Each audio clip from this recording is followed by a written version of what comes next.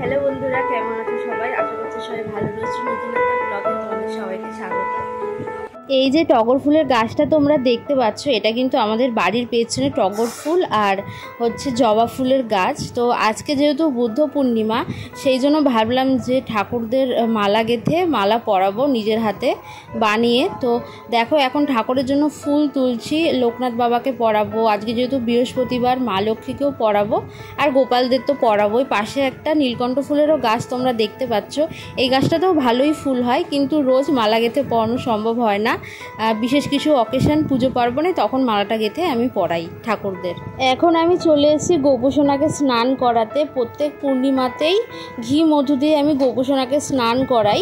তো আজকেও সেই একই কাজে আমি করছি, মানে ঘি মধু দিয়ে ভালো করে ওকে মালিশ করে নিয়েছি, তারপর জল দিয়ে ঢেলে স্নান করিয়ে নিয়েছি।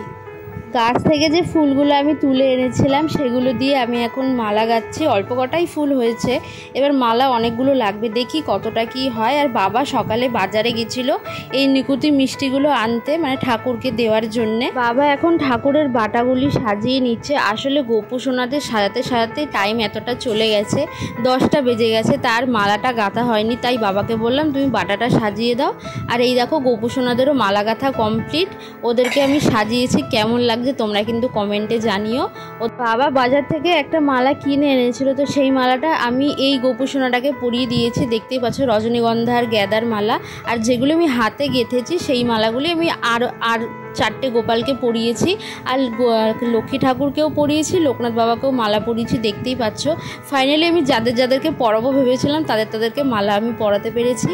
আর এখন বাটা সাজানো হয়ে গেছে, আর পুজো দেওয়াও এখন হয়ে গেছে। এখন হচ্ছে বিকালবেলা, আর ঘুম থেকে উঠে দেখছি পাশের বাড়িতে পুজো হয়েছিল, তাই প্রসাদ দিয়ে গেছে। তো সেই প্রসাদটা আমি আর লোভ সামলাতে পারিনি। তো সিন্নি আমার খুব ভালো লাগে, তাই আমি সিন্নিটা খাওয়া শুরু করে দিয়েছিলাম, আর বাকি প্রসাদটা রাতের বেলা খেয়েছিলাম।